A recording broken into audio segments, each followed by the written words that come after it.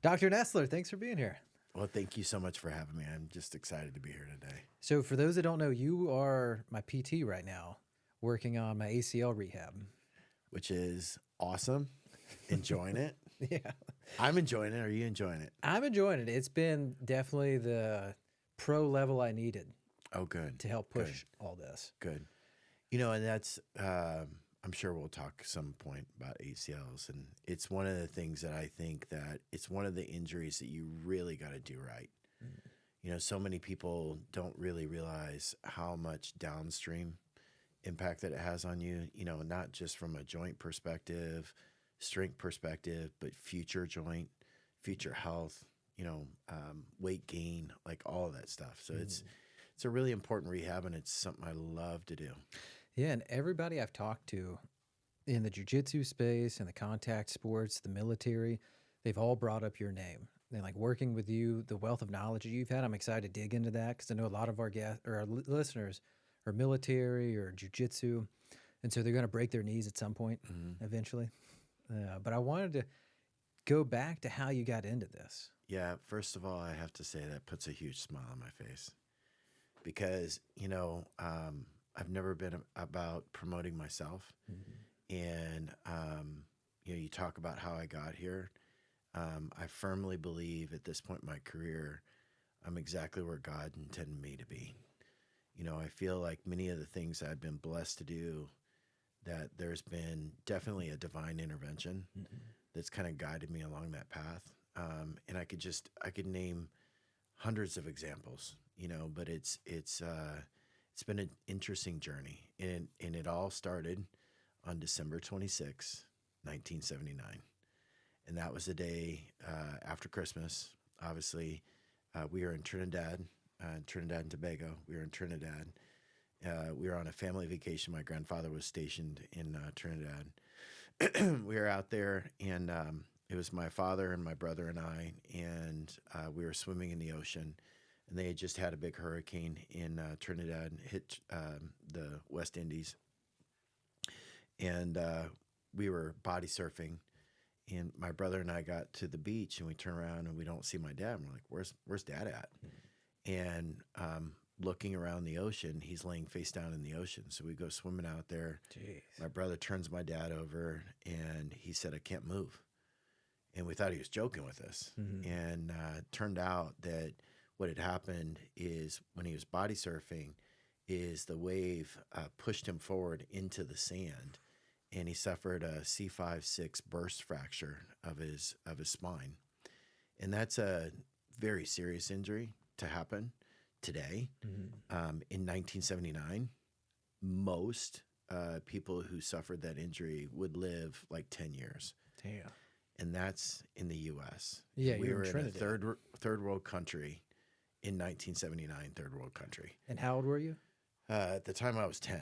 Jeez. And so we brought my dad up to the shore, duct taped him to a surfboard, and they drove him in a station wagon to the hospital. And so he got there, and they stabilized him, and long story short, had to life flight him to the U.S.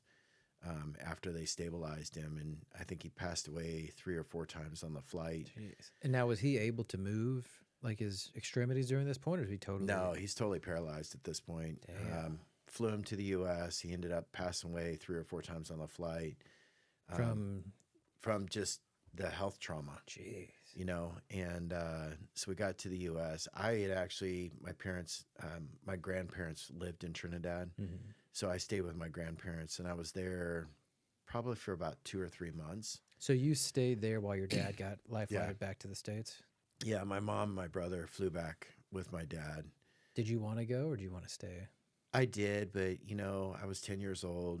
My mom was like, this is a lot of trauma, so I ended up staying with my grandparents. And, they were, my grandfather was with Amica Oil at the time, and so he was out there for his work. And, it was easy for me to stay with them, and, they could provide for me. So, and my mom didn't really want me to be exposed to because it would have been, I don't even know. I've never asked my brother about it, like being on the flight and having dad code on the flight.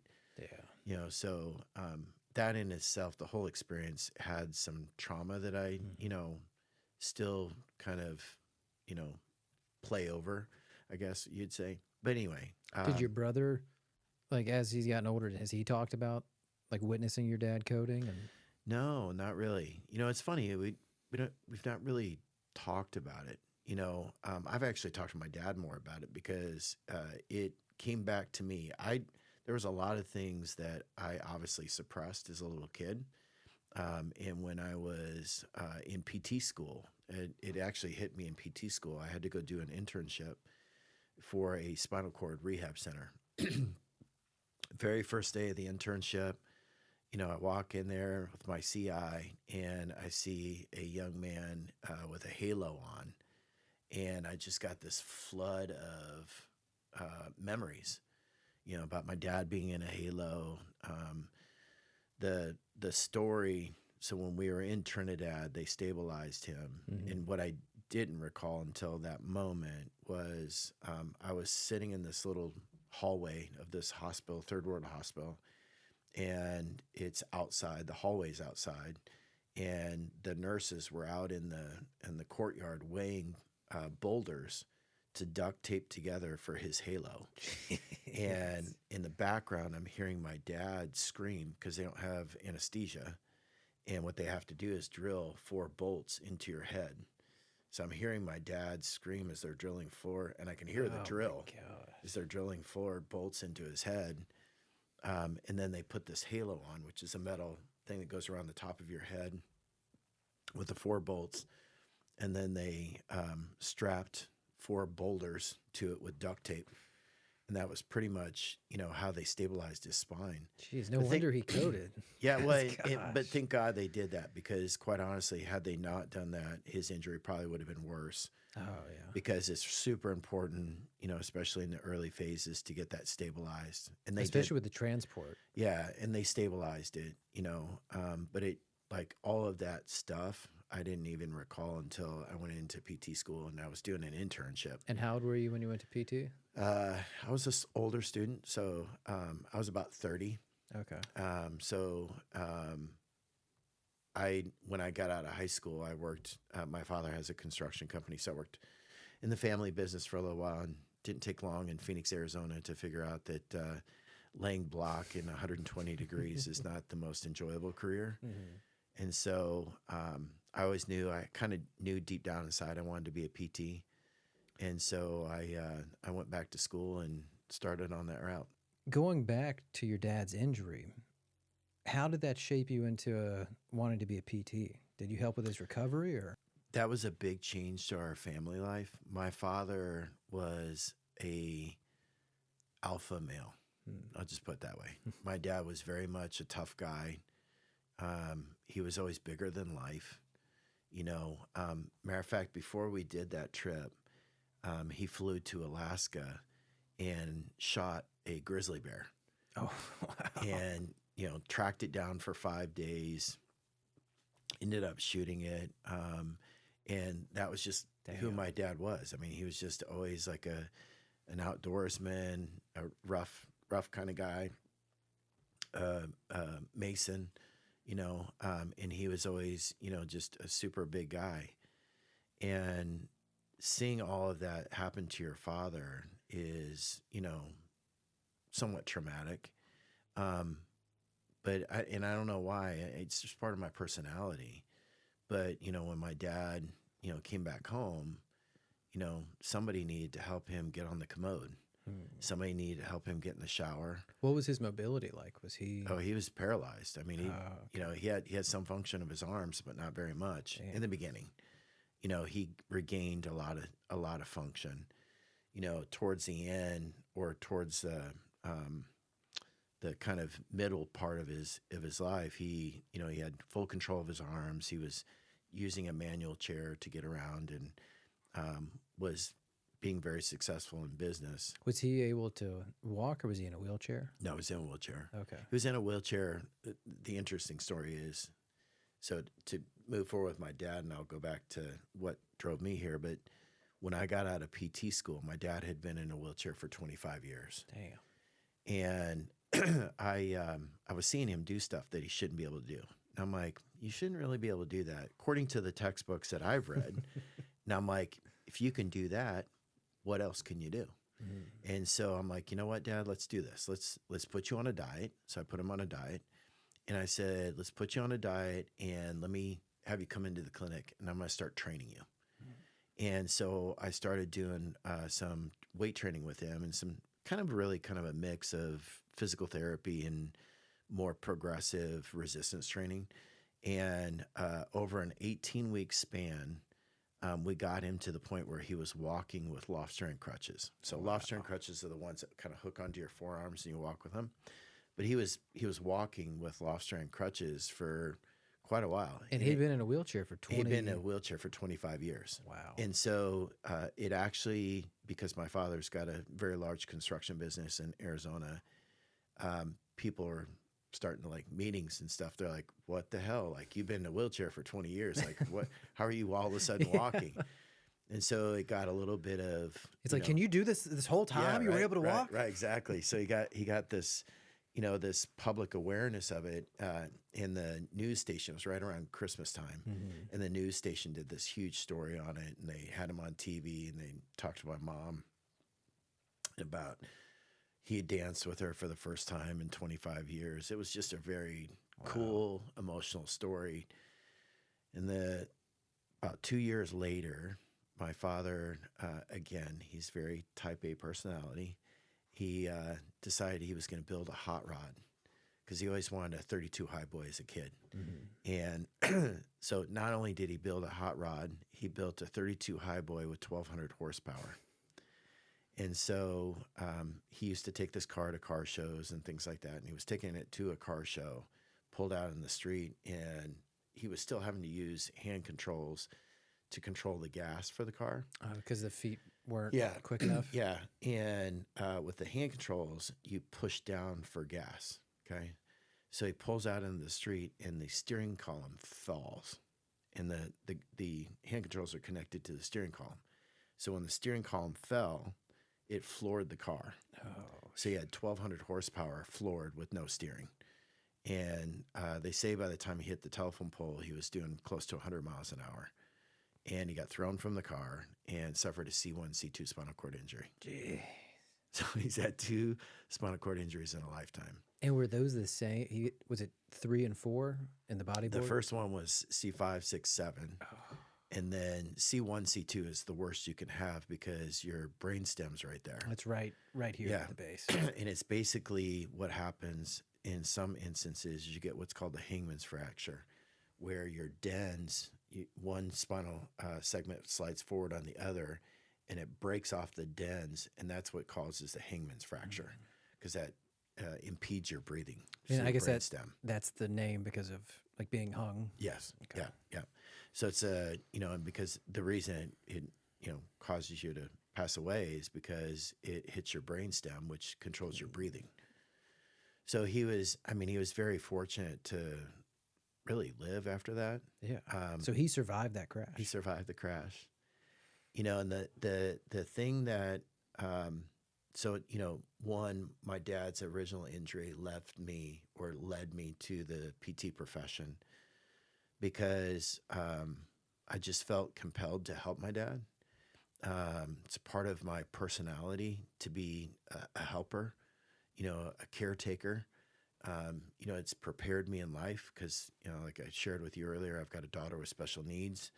It's kind of, I feel like God's way is preparing me for that. But, not only did that teach me a lot, but my father, he moved to Arizona, brought his family from Illinois across the country to Arizona in 1976 to start a construction company in a state he didn't know anything. And 3 years later has a spinal cord injury.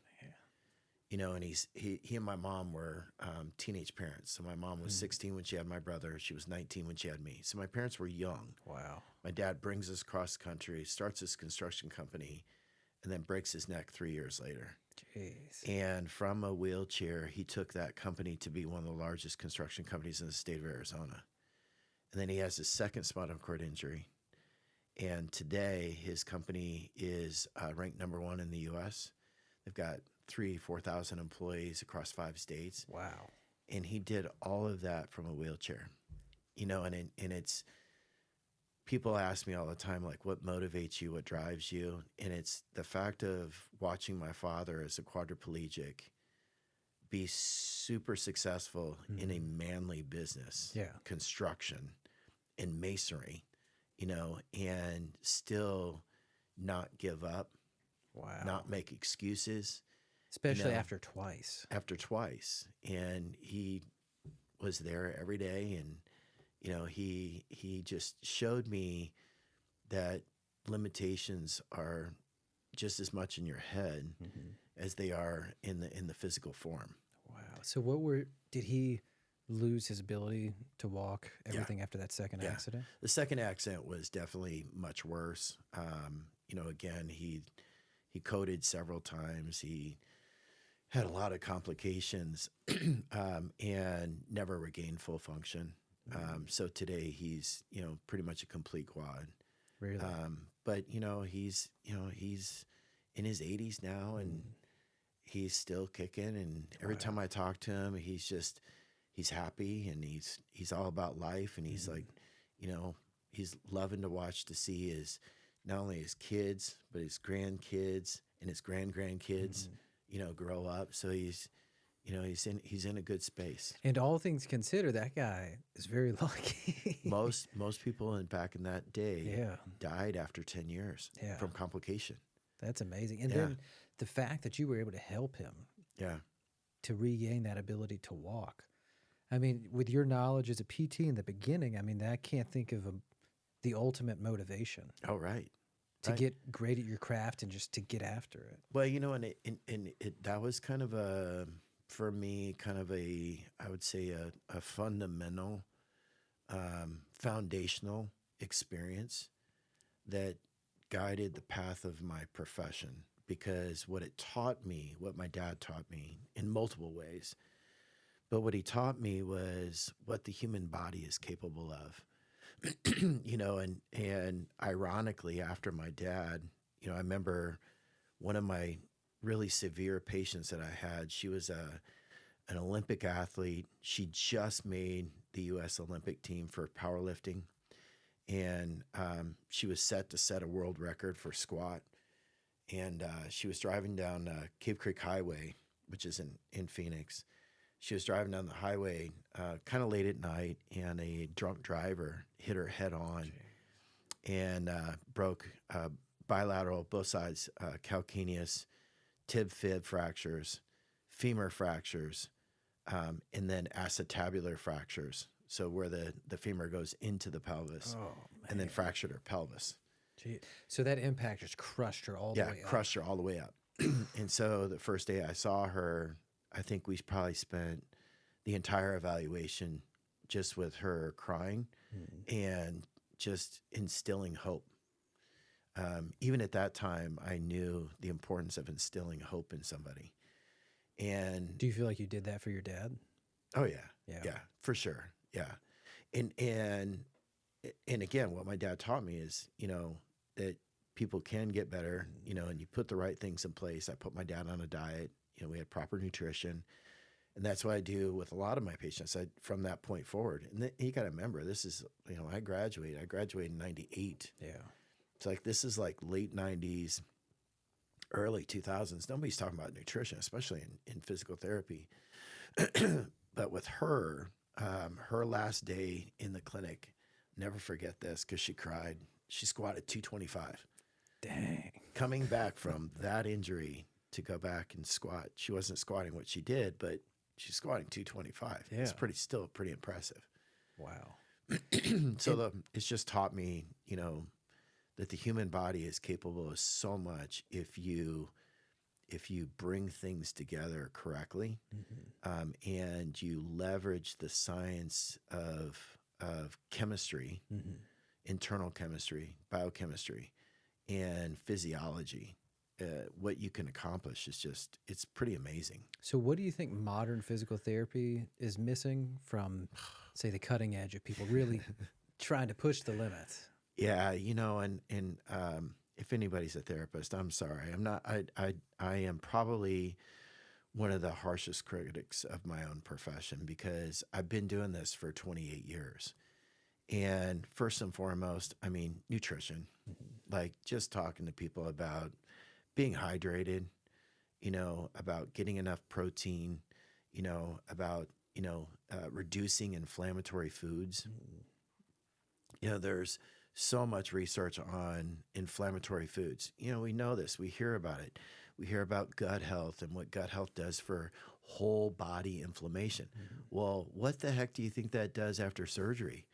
Like if your gut is out of whack, how do you think your knee's going to be after your ACL or your shoulder's going to be after your shoulder surgery? The swelling is going to be so much greater. So there's simple stuff like that. There's simple things like technologies, you know, leveraging of the latest things coming out like cold plunge. Yeah.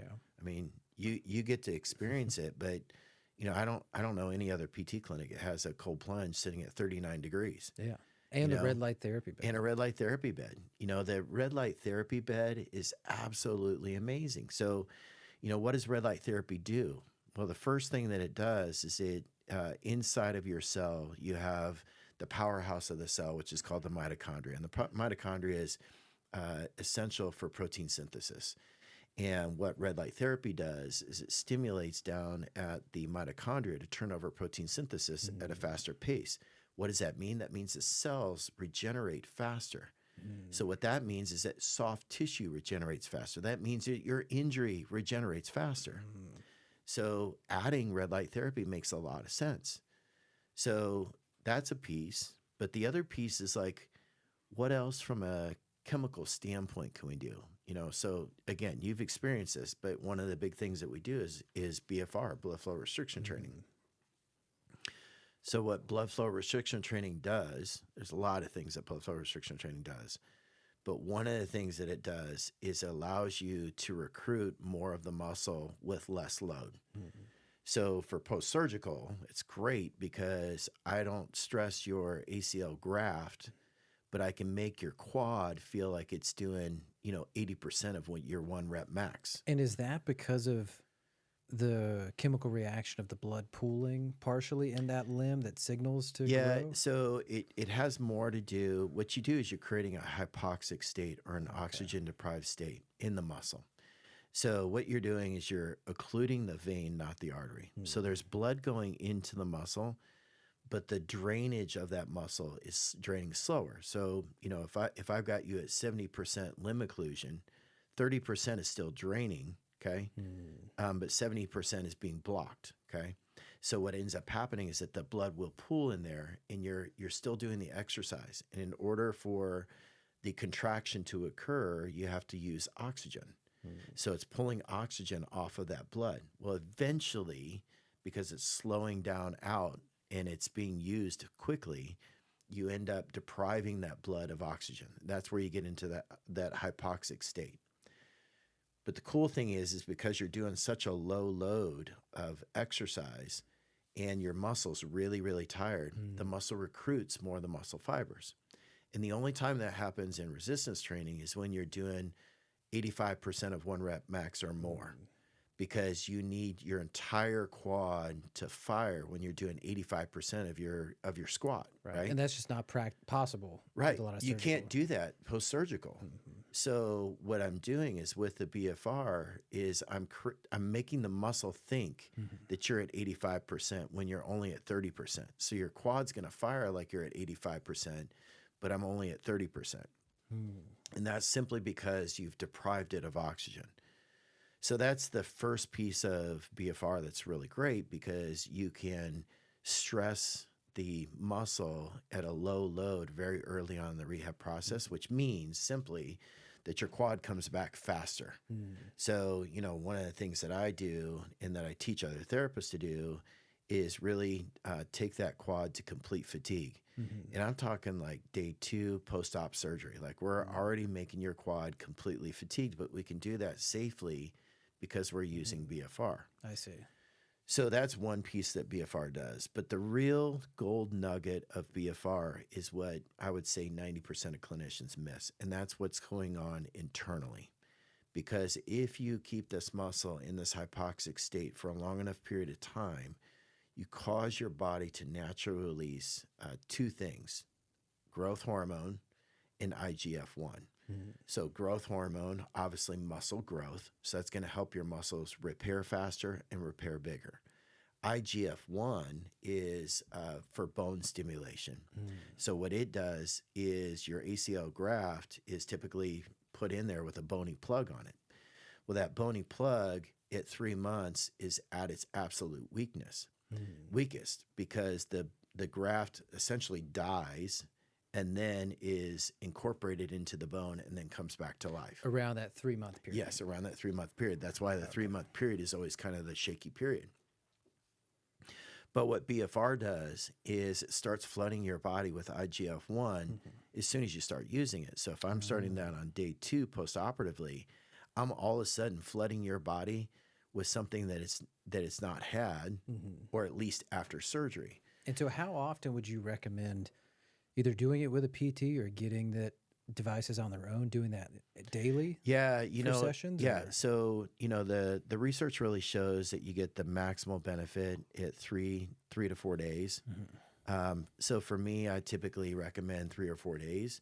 Now that being said, the cuffs that I use do not fully occlude. Okay, so and that's important. That is important because I work with a lot of jiu-jitsu guys. And so if my leg's turning blue, that must be really awesome. Yeah, more is not always better. More is not always better, especially when you're talking about full limb occlusion. Well, I told you about, I think, the story when we were in clinic one day, going through medical training in the Navy. We would do tourniquet races. Yes. Yeah, we put tourniquets on both of our legs and then try and see who could sprint the fastest across this field. Terrible. So that is a form of BFR. Yeah. You were essentially doing a form of BFR. So the cuff that I use does not fully occlude, and the reason I do that for several reasons. I know, clinicians are like, oh, well, how do you know how much is fully occluded? Like, do you know if that's 75% or is that 80%? Like, they get in the weeds. They get in the weeds of it, and they're missing the big picture. The big picture is the science shows you only need 30% limb occlusion, and I guarantee you, I can grab a hold of your arm with my hand and put 30% limb occlusion on it. Okay. Wow. So to get those physiological benefits, 30% occlusion. That's all you need. Wow. 30%. I usually go higher than that because the higher you go, the greater the systemic response. So I typically take people around 60%. So do you know who discovered this? The background of it was BFR? Dr. Sato in Japan. And it was originally, he was a weightlifter and he was a mixed martial artist. And how he came about it is he was sitting in a funeral in a pew, and he was basically sitting back on his heels, and his legs started to get really numb. And then for some reason, he decided to do squats with that, and he felt like he got a good pump from it. What year is this? This is like in the 60s. So then he decides, you know what I'm going to do? I'm going to take my bike tire off. I'm going to cut it off, and I'm going to wrap it around my legs. I'm going to try to mimic that. So he cut a bike tire off, and he wrapped it around his legs, and he started doing squats. Well, he ended up in the hospital because he had fully occluded his limb, and he created all these other downstream problems. And the doctor's like, why the hell are you doing that? Don't do that. You psychopath. What are you doing? Yeah, but he still felt like there was something there. So he went back and started to play with this a little bit more. Long story short, he ended up going on to get a PhD and then developed the first BFR system that was used a lot in the European bodybuilding kind of realm. Because I feel like I'd heard about this when I was a younger kid, like the Arnold magazines and stuff. They would occlude their arms to get the big bicep pump. Exactly. So if you look back in the old Muscle and Fitness, you see Arnold Schwarzenegger, Franco Columbu, and they have taken wraps and wrapped them around their arms and then did bicep curls. And they got that from Dr. Sato because he was bringing European bodybuilders to Japan to use this technique on them and showing them how much bigger their muscles could get when you use BFR. Wow. You know, so again, people forget the origin of BFR and why it was being used in the bodybuilding industry is to maximize gains in a shorter period of time. Mm-hmm. You know, what bodybuilding had figured out already at that time was that the importance of nutrition and the importance of growth hormone, the importance of making sure I'm getting enough protein, you know, and if obviously they were also mixing it with anabolics. So, you know, so BFR has this cocktail of chemicals that it releases. Wow. So why do you think there's such a resistance with BFR? Because I've worked with other PTs and just like the traditional PTs, and they're very hesitant with BFR. I honestly, I think it's fear. And quite honestly, if I went back to the 60s, I would tell Dr. Sato, don't call it BFR, blood flow restriction training. The name in itself. I think the name in itself, well, two things. The name in itself, and then one of the key individuals, Johnny Owens, from the Owens Recovery Institute. Johnny was military. He worked at the Center for the Intrepid, and he came across BFR, and he started applying it to soldiers who were coming out of battle and wanting to get back really quick. And so what he was finding is that when he was using BFR with these wounded warriors, they were actually able to get back much, much faster. So what happened was somehow ESPN found out about this. ESPN came in, they did a story at the Center of the Intrepid with Johnny Owens talking about BFR. And then that kind of launched America's knowledge of what BFR was. And because it was on ESPN, you started to see a lot of teams and organizations pick it up. And one of the things, and Johnny Owens is great, incredibly smart individual, good businessman, but he developed the Delphi system, which is was sold under his company. And one of the things that when that first came out to the market was that it's a medically grade device because it did fully occlude. You needed to be a medical professional to use it. And if you don't take this certification course, you could be held medically liable for any problems that come out of this. I see. And because of that, it's created this hesitancy around, wow, you know, that's a medical procedure. You know, there are some states, New York, for example. New York. For example, that tried to ban physical therapists from doing BFR because they felt like it was too unsafe. Jeez. I actually had to write a letter to the state board on behalf of the physical therapists that I was asked from members from the state of New York to write this letter because I actually teach a certification course in this. So I've been teaching it a long time. I've been doing a lot of research with it.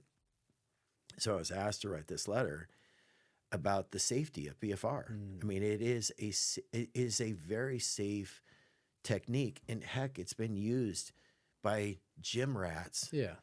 For 40 years. So do you feel like one of the solutions, like the devices that you use in your clinic, or for, say, the general population, giving those devices that don't fully occlude? Yes. So there's not a risk. Yeah, and that's part of the reason. And, again, the course that I teach is I use a particular cuff called the Rock Cuff. And in full transparency, I've been with Rock Cuff since they were a prototype. I started teaching the course, and we include Rock Cuffs into it because I can teach that course with that particular cuff and know that people are going to be safe. They're not going to over-occlude. And it allows me at the same time, I can use that cuff with my clients because there's a lot of clients that I have. Again, I feel very blessed. I have a cash-based business, and I have people who are driving sometimes 3 hours away, one way, to come see me twice a week. And so I've got one guy who's coming 7 hours away to come see me. So what I try to do is I try to give them BFR cuffs right on the front end, because a lot of the routines I'm going to have you do, this is what it's going to include. And I mean, you've experienced it. I mean, it kicks your butt. It kicks your butt. Just with the BFR cuffs and doing the calisthenics and the work in there, I'm smoked the rest of the day. Yeah. It's like I ran a marathon in a powerlifting competition. Yeah. And the cool part of it is, and I want to go back to the chemistry in a minute, but the cool part of it is, you know, a lot of my patients are mixed martial arts.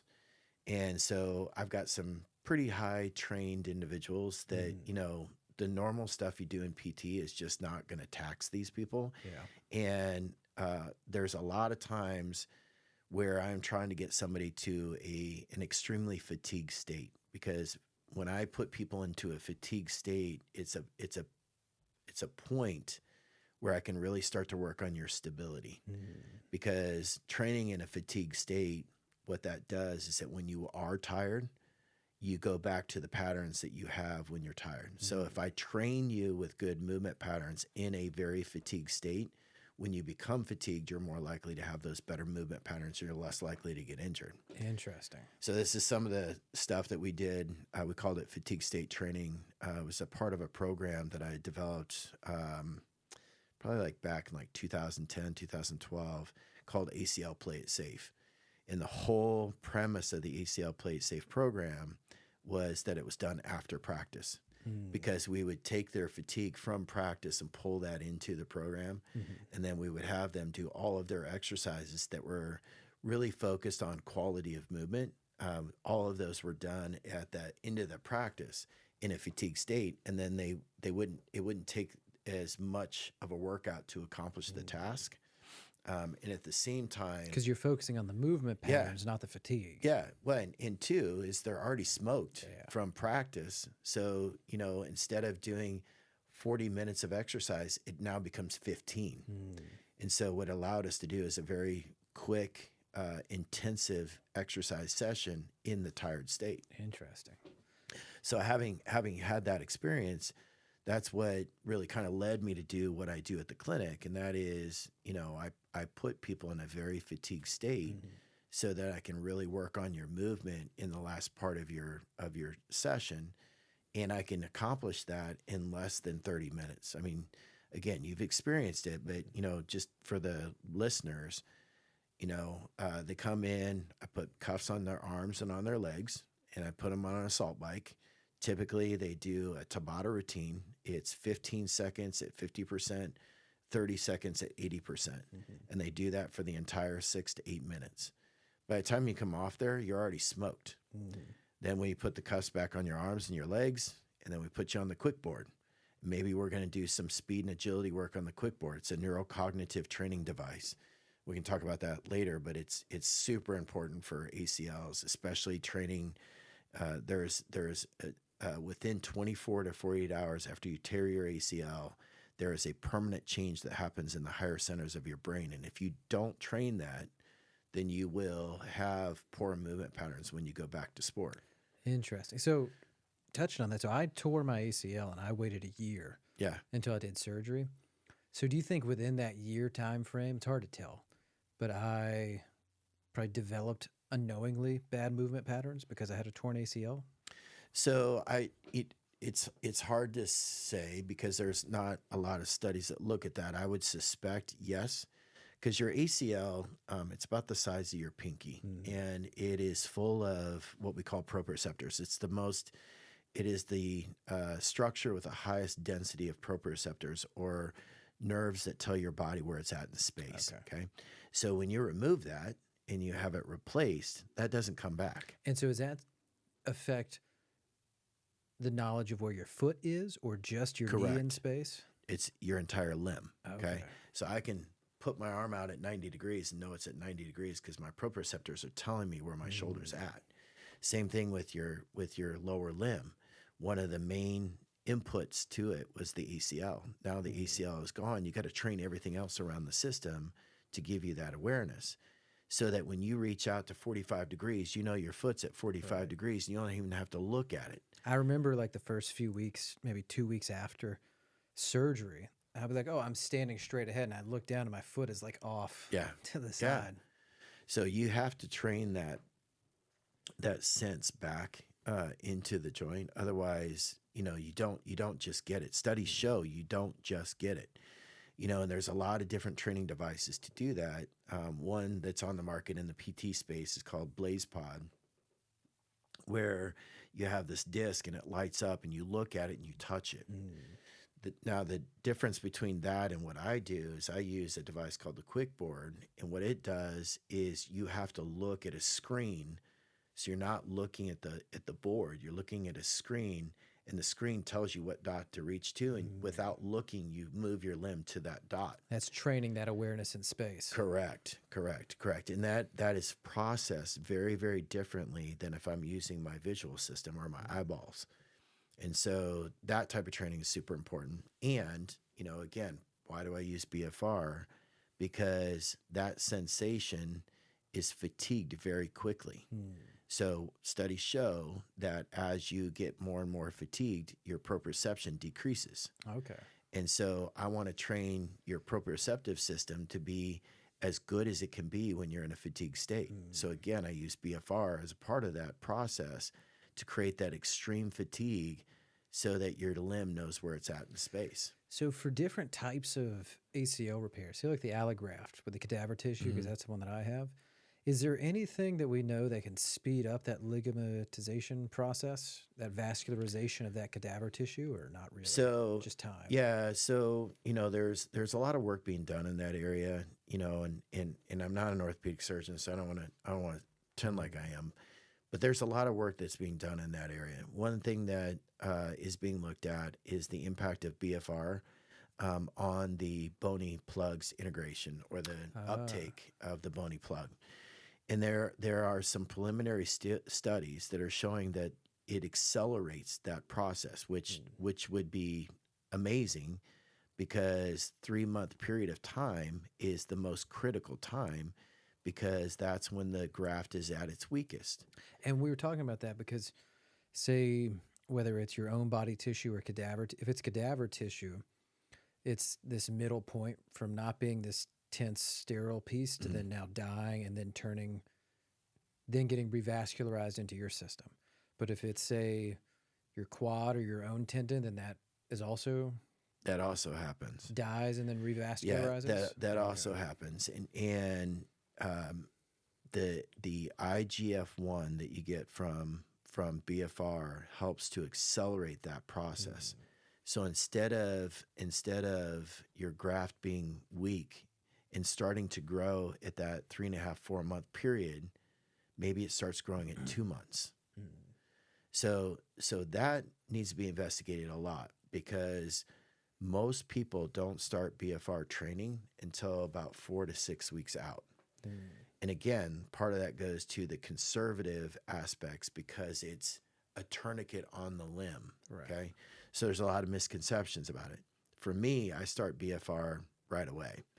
And so I would suspect that graft that is starting to really revascularize and become stronger at that 3.5, 4 month period, I would suspect that that's even further down the road. So that's like at 2.5 months, or maybe it's 2 months. Who knows, right? And that's just with the chemicals of BFR. So think about what would happen if you put stem cells in that situation. So there are studies where they're looking at doing ACLs, and they inject stem cells into the knee right after the surgery. And I think it was Dr. Andrews had talked about that, about how he was seeing some preliminary work that was just having dramatic results, where athletes are able to return to sport a little bit quicker. Wow. Which is huge, right? And it has that systemic effect with probably the surgery, trauma, and just healing that inflammation. Yeah, for sure. So talking about inflammation, gut health, right? So controlling gut health. But the other piece of that is what else can you throw into the equation that's going to help the chemistry of that healing? And that's where peptides come into place.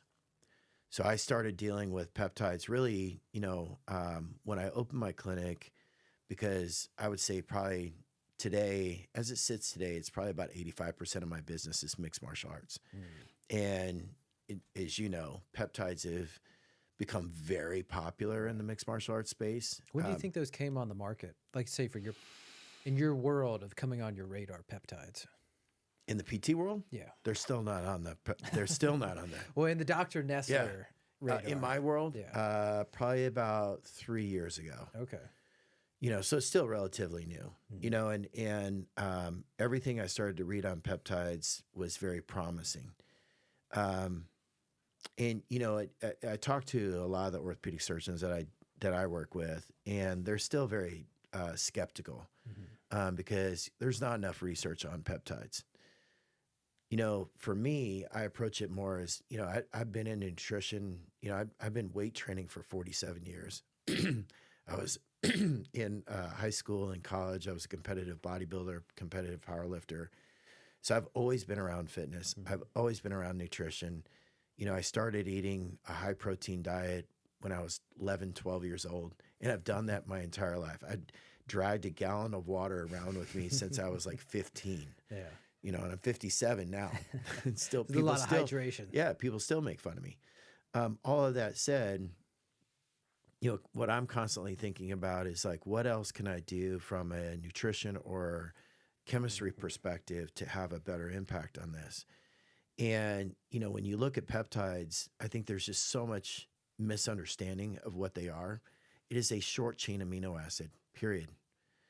So it's not, I was actually talking to a friend of mine who's a NFL PT, and he's like, "Yeah, we can't use steroids." That was his comment to me, and I didn't say anything at the moment, but I'm like, "It's not a steroid." For those who don't know, you do an anabolic steroid. What you're basically doing is bypassing your body's making of testosterone or whatever you're injecting. So the reason that that's bad over long term is that when you're doing that, you're supplementing your body with that. Your body's not going through that chemical reaction. Your body becomes less efficient at doing that reaction.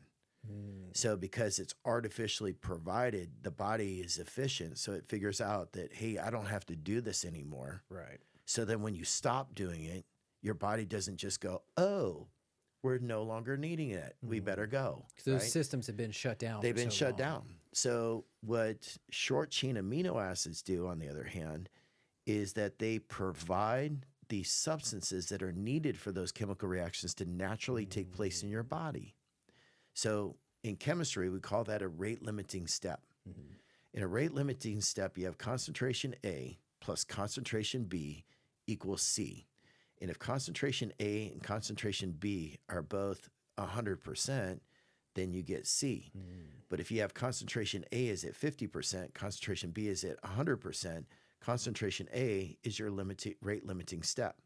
Because you can only convert 50% of it, and you can still have 50% of the beast left over, but it's not going to go anywhere because A's not there, right?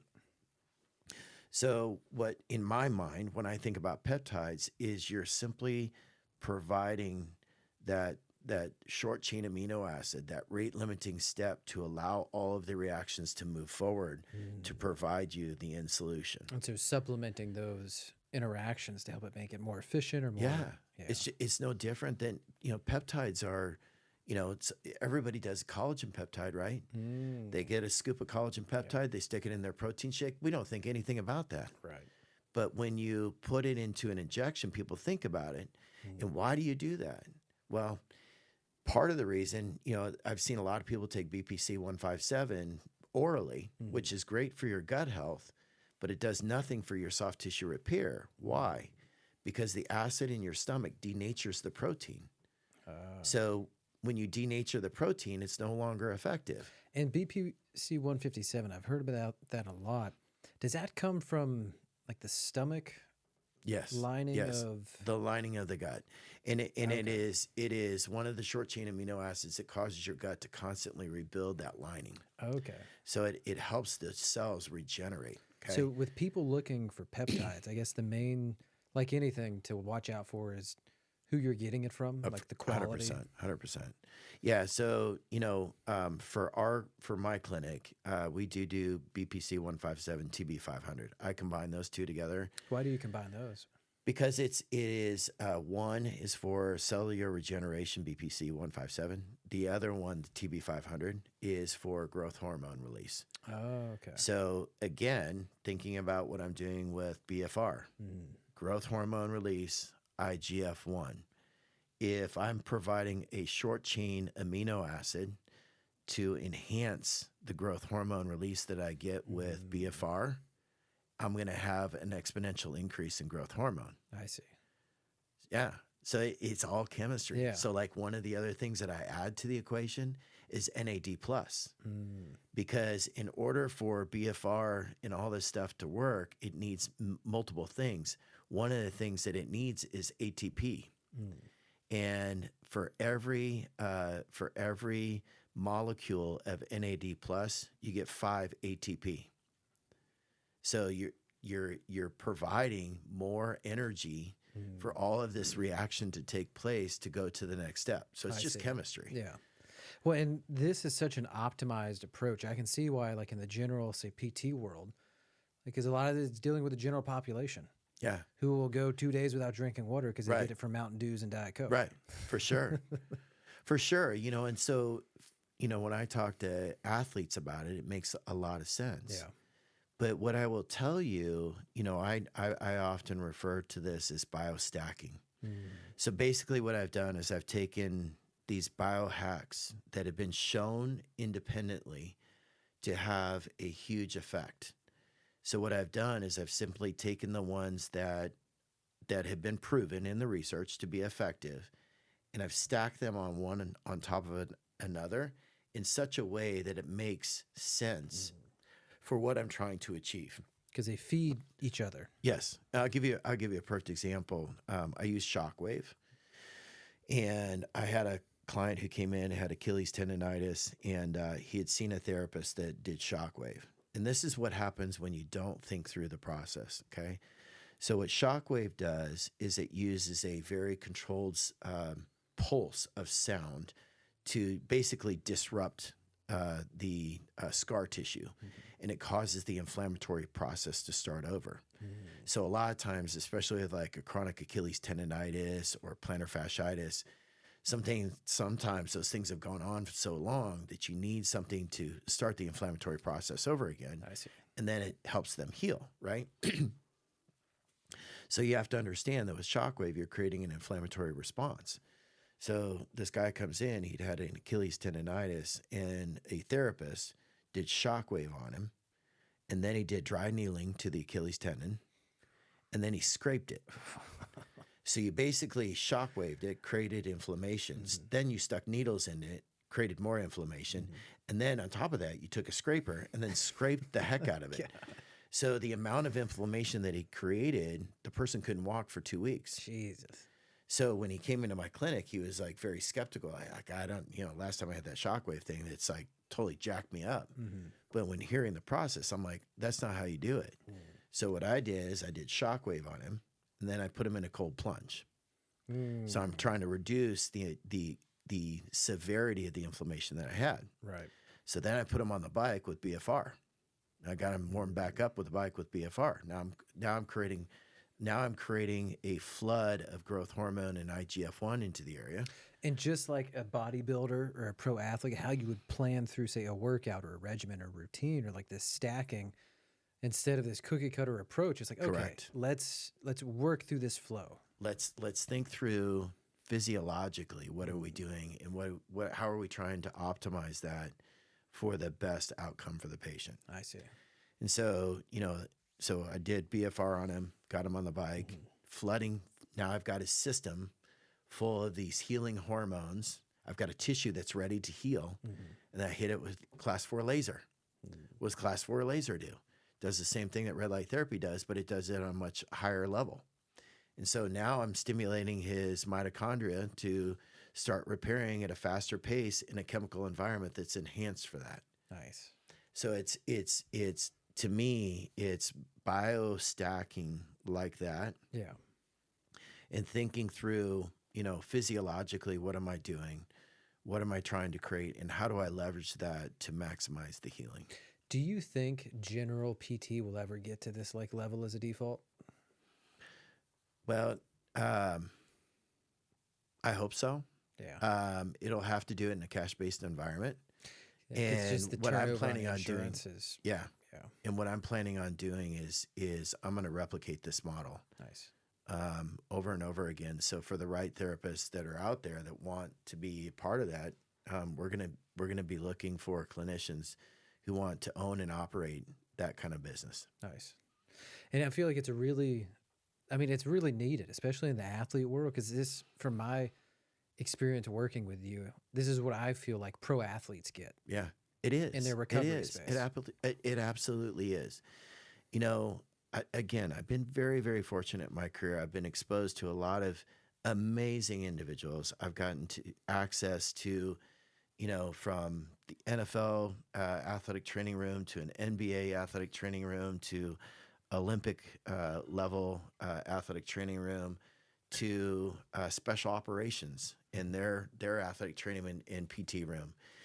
And there's some very significant consistencies across the board. And one is the types of technologies that are used, like class 4 laser, shockwave, cold plunge, red light therapy. Like the bed I have at my clinic, it's the same one that's used in the NFL. And why are athletes able to get back so quickly? Because they do a lot of this stuff. Right, because you can't have a guy like Tom Brady tear his ACL and then be back for the next season. No. Full contact without this type of approach. No. And what drives that is the cost that's associated with it. Money because, He's people Tom don't Brady. know this, but when it's Tom Brady, he's still getting paid for being Tom Brady, despite the fact that he's injured. Now they got to pay somebody else to come up to his position, right, and cover that. And they're gonna lose money because they're probably not going to be playing at the level that Tom Brady plays at, which means they're going to lose more games, which has an advertising effect. It's got downstream cost associated with that. So they have the incentive to get him back to 100% as quickly as possible. An ACL in the NFL is a $4 million expense. Jeez. When you start looking at all of the downstream costs that are associated with that ACL, that's a $4 million cost. So for the average athlete, firefighter, jiu-jitsu guy wanting to prevent an ACL injury, what would you recommend doing? Say weekly, daily, like do this for prevention. If I had to break it down, there's so many things, right? For knee injuries in general. Yeah, there's so many things that are involved with that. But if I had to say one thing, is work on single limb training and make sure that you are symmetrical with your opposite side. So if you do a Bulgarian squat, and you can do 20 of those on your right side, but you can only do 5 or 6 on your left side, that's a big problem. So, having symmetry between your right side and your left side, especially in single limb performance, is super important. Okay. I know we didn't talk about this, but one of the things I've done throughout my career is we created a 3D wearables, a 3D wearable technology. I did not create the technology. Dorsey V created the technology, but we collaborated together to develop what is called the EMI. It's the Athletic Movement Index. And this movement assessment uses a wearable sensor to capture 4,700 data points on how the person moves. And so we do this movement assessment on them. It takes literally 15 minutes. And in 15 minutes, I get 4,700 data points on how they move. And since when we first collaborated on this back in 2015, we commercialized the product in 2017. Since 2017, as of today, we have data on 490,000 athletes across 5 countries. So as it sits today, it is the largest movement database in the world, and we're learning a ton about human movement that we didn't know before. When I was working in sports, I got recruited at one point to do this with police and fire. And that's where my book came from, How to Build a Badass Firefighter. That's what that book is all about, this particular assessment. Right. and what you learn from it. So I took that assessment and we started applying it to first responders, so police officers, firefighters, and military personnel. And then that led to being able to do that with a couple of special ops groups. And that led to me doing a presentation at DevCom in front of, it was supposed to be 3 people. It was supposed to be 3 of their top PhD biomechanists. And I walk into the room and there's 22 PhD level biomechanists, ergonomists, et cetera, in the room. Here to judge you. Exactly. But it was supposed to be a 1-hour meeting, and 4.5 hours later, we separated. So with that, I mean, all of this data, ACL, we'll stick with ACL injuries. Contact ones make sense. You planted your foot, you got hit. It's only 20% of them. Right. And that makes sense to the mind, but then it seems like the non-contact ones are just luck of the draw. 80 to 85% of ACL injuries are non-contact in orientation. And so having strong legs, individually balanced, other than that, like how do you prevent that? Not getting complacent in your daily movement patterns? Or Well, it's, I have an ACL course that I teach, and I've got a very famous picture in there of a very famous NFL football player. I won't say his name, but he's got 3 letters that most people know him by. And he was doing a broad jump. Is it OBJ? No. No. RFK? No. RG. Rob Gronkowski? RG3. RG3. Who's that? I don't know much about football. Anyways, so I have a picture in my presentation of him doing a broad jump. And this was prior to his ACL injury. And you very clearly see both of his knees diving in towards midline. We call that dynamic valgus.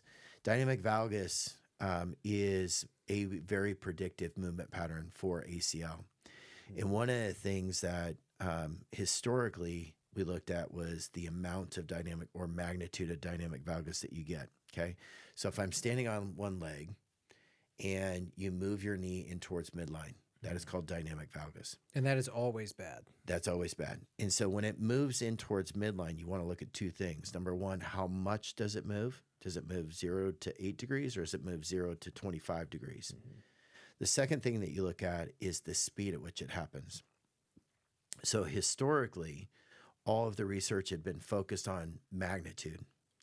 And when we launched our technology, one of the things that was important to me, because so I have a kind of a biomechanics background, and a lot of it's applied around physics, right? So force calculation has a speed component to it.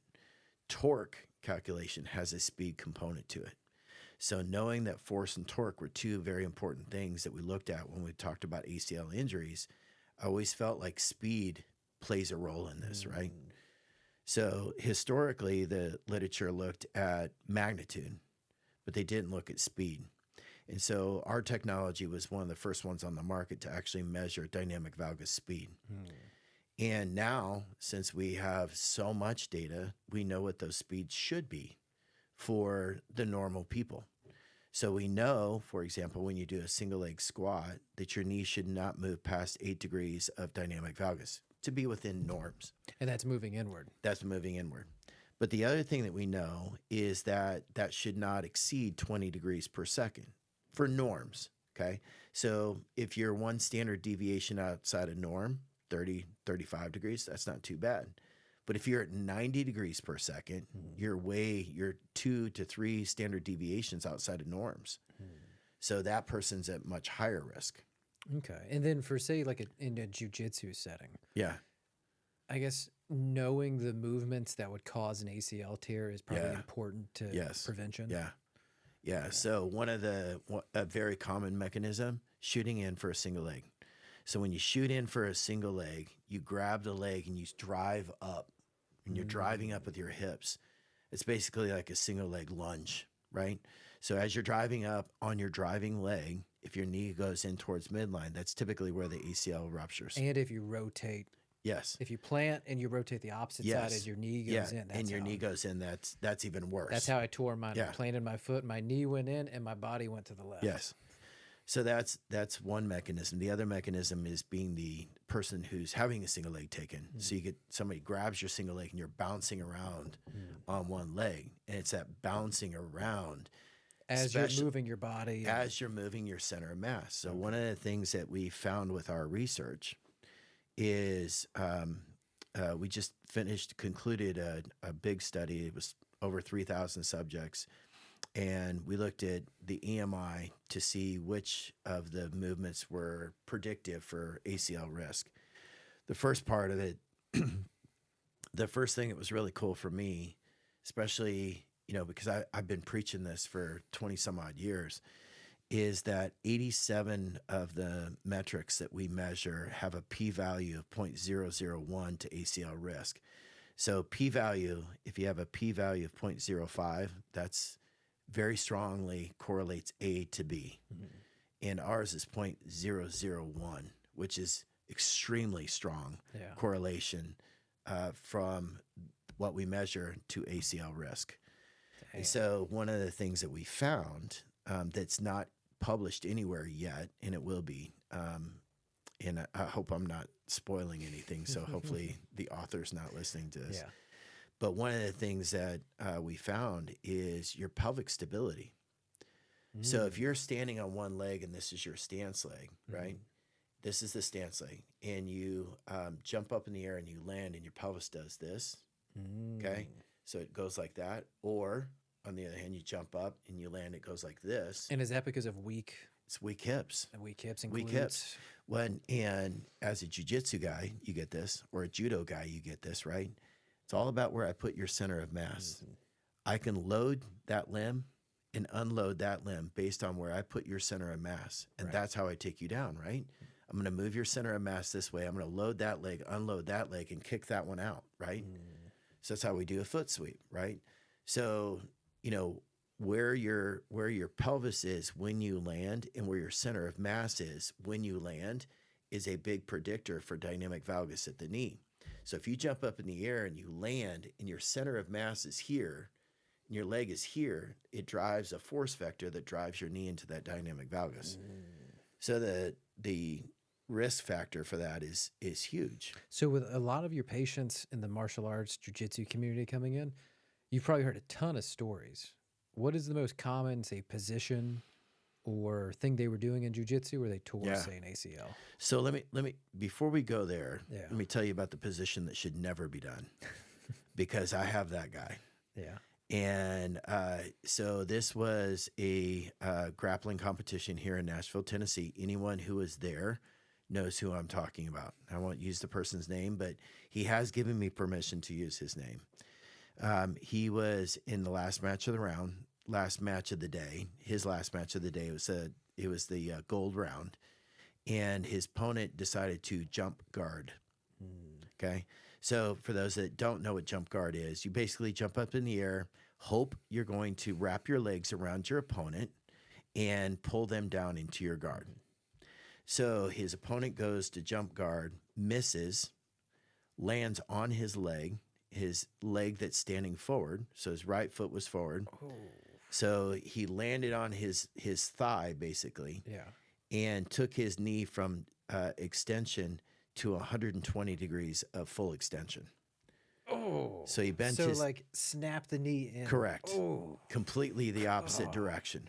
I have it on video for anyone that wants to see it. You can go on my Instagram. It's on there. You'll have to share it with me. We'll put it up right here. Yeah, right now. When in Andrew, the patient would love that, because he and I are both very much about trying to get that as a kind of a rule. That jump guard is not a technique that is done, because there are way too many traumatic knee injuries that are occurring because of it. So what happened is Andrew tore his ACL, his PCL, his LCL, his MCL, and ruptured his hamstring. Now, thank God that he did not cut the arterial supply, because he would have lost his leg. Thank God he did not cut the nerve supply, because he would have had a permanent drop foot for the rest of his life. So that is a life-threatening and life-altering injury. Life-threatening and life-altering knee injury from someone doing jump guard. Jeez. It just blew out the Yeah. entire knee. Yeah. And so, again, for anyone who is interested, he is a perfect example of what the human body can accomplish. And he was one of your patients. Yeah, because that injury was February of last year. And in November of this year, of 25, so February 25, November 25, he went back on the mats, started doing grappling. And That's like 10 months, right? yep, and it December got a belt promotion. Damn. And his two goals that he told me when he came in is, I want to be rolling by the end of the year, and I want to get my belt promotion. I'm like, bro, like so the other part of that is he didn't come to me until August. Damn. So he's telling me in August this is what his goal is, and I'm like, okay, let's go for it. Jeez. But you know, the sad part is that the reason it took so long is he was 3 hours away, and so he was doing rehab in his home place, Like local. His surgery was actually done at Vanderbilt Sports Medicine, you know, because the injury happened in Nashville, and he was his orthopedic surgeon was in Nashville, and He probably went into surgery immediately. It's an emergent surgery. Okay. Yeah, matter of fact, I'll share with you the photos of his knee in the ER, where his femur's up here and his tibia is down here. I mean, it's complete dislocated, right? But he had started therapy in his hometown, was having some complications. He went to the Vanderbilt doctor, had a manipulation under anesthesia, went back, had more therapy, came back, and the doc's like, you know, I think you need to see somebody here locally. And thank goodness I had just done a presentation for the sports medicine, the Vanderbilt Sports Medicine Conference. And all the orthos were there, and I was talking about treatment of the combat athlete. So I was presenting on, you know, hey, here's some of the injuries that we have. Here's how they, you know, are treated. This is what they look like. And so he's like, you know, I know this guy who's a PT. He trains your sport. I think it'd be worth you checking him out. And so he came into the clinic the first time, and you know, he still's coming to me every once every other week. And he has, I want to say, about 142 degrees of flexion. Dang. Which is you can sit your butt on your heels. And for anyone who's had an ACL, you know that's a challenge. And he had his ACL, his PCL, his LCL, his MCL, and ruptured his hamstring. I can't imagine. So in an injury like that, how long till he can weight bear with that much going on? He was weight bearing fairly early. Okay. Because ironically, he didn't have any meniscal involvement. The meniscus is the one that the prolongs. meniscus is usually what causes you to be, or a fracture. Gotcha. He didn't have a fracture, and he didn't have meniscal injury. Okay. But he was walking on a walker. You know, his biggest thing was that he had no quad, no hamstring. You know, because Just deteriorated. You know, when you dislocate your knee like that, everything shuts down. So, most common injury for knees. Typically medial meniscus with like knee slice passes. Really? Yeah, because of And that's the most common one you've seen. Well, it depends on the season, and it depends on the curriculum. Okay. Right. So medial meniscus definitely. You know, I see that a lot with knee slice pass, and it has to do with the position our knee is in. And then you're at full flexion, and then you slide it across, and it's that shearing. A lot of times it causes that meniscus to just get sheared. And now is that like, is it if it gets caught on something? No, just the shearing motion. Yeah, because Really? you're putting your body weight into it, right? And you slide it across. Yeah. I mean, it's a lot of pressure on your knee, you know, and you know, in our sport, you're doing that a lot, you know, and especially if you're an upper belt. I mean, you've been training. How long you've been training? How many days a week do you train? How many hours is that? You know, it's a lot of stress on the knee. So do you see more gi or no gi guys coming in? You know, it's really all over the board. Yeah. And most of the academies that I deal with are mostly gi. I've got a few. Obviously, we've got a few academies out there where guys are mostly non-gi, but most of the people I see are really it's a mixture. The other injury I see a lot of facet syndrome in the cervical spine. It's a neck injury that is often, I think, misdiagnosed as a disc injury. You have the joint between like C4, C5 is called a facet joint, and it's where the two articulate together. And the nerve root comes out right ahead of that. So if that facet joint gets really swollen, what it can do is it can push on the nerve root. And that can cause you what we call radicular symptoms. So tingling and numbness can cause some upper extremity weakness. And a lot of times, because of the way the nerve is, the anatomy of the nerve, one half of the nerve is sensory and one half is motor. And the part that's the closest to getting compression is sensory. So you typically will feel tingling and numbness before you have weakness.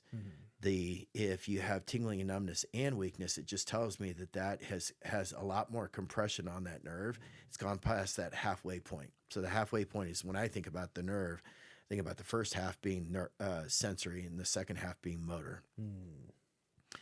So all that said, typically when someone comes in, they're like, I have tingling in my fingers. Immediately, people start thinking around disc.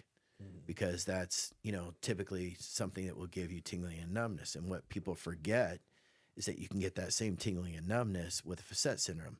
Why does that matter? Because my treatment is completely different. And if you have facet syndrome, I'm going to get you better so much quicker than if you are a disc problem. And so facet syndrome is more important to identify earlier on, so it doesn't become a bigger and bigger issue. So the reason that that's so common is one of the most common submissions in IBJJF competition is what? Bow and arrow choke. So the bow and arrow choke, what you do is you're taking the spine into extension and rotation at the same time. Versus like a guillotine choke where I'm putting you more into flexion under high load. Flexion under high load, that's disc. Extension with rotation, that's facet. Interesting. So the way that I treat you as a facet syndrome is completely different than the way I treat you as a disc problem. But the cool thing is that if it's a facet problem, I can usually treat that pretty quick because all that takes is, some manual techniques, some mobilization, things like that, class 4 laser, and you're going to be feeling it 10 times better. Man, so talking about disc, I'm sure with you being in bodybuilding, you've seen Ronnie Coleman. Oh yeah. Like how he is now. Yeah. Is that a disc issue? Like no, that's if you anybody who goes back and watches any of Ronnie Coleman's videos on his weights that he was using, he completely deteriorated both of his hips, both of his knees. I mean, part of his problem is that he has done such heavy loads. Your bones are just not meant to do that. So he's got back issues, he's got disc issues, he's got bilateral hip issues, he's got bilateral knee issues. Yeah. So that whole lower chain is just shot. Just shot. Yeah. Just shot. It's sad. It's really, really sad to see because and the other thing is too is that the amount of anabolic steroids that he was doing, it over time, there's Herschel Walker when he had his hip replacement. Right? When he had his hip replacement, part of that came from avascular necrosis of the femoral head. Part of that came from the fact that he was using anabolic steroids. Really? Yeah. So it's the problem with anabolic steroids is that it can cause, some changes in the bone. And when you start looking at the kinds of levels and the quantities that those guys were using back in those days, and also doing a stimulus that is over time not great for your joints. Yeah, like taking that damage into the joints and let's be honest, a lifetime of weight training is not good for your joints. Okay, anyone who doubts that, This is coming from a guy who started weight training when he was 10 years old. I'm 57 years old. And what I will tell you is I did a lot of heavy weight training and I'm paying for it all now. And fortunately, I'm not stubborn enough to keep doing it, but I'm still weight training. Yeah. Well, I mean, and that's the thing that just, I don't know, makes me just grimace. So you're in the gym and you see someone who clearly can't handle the weight. Yeah. And their form is totally breaking down, but they're just pushing through it.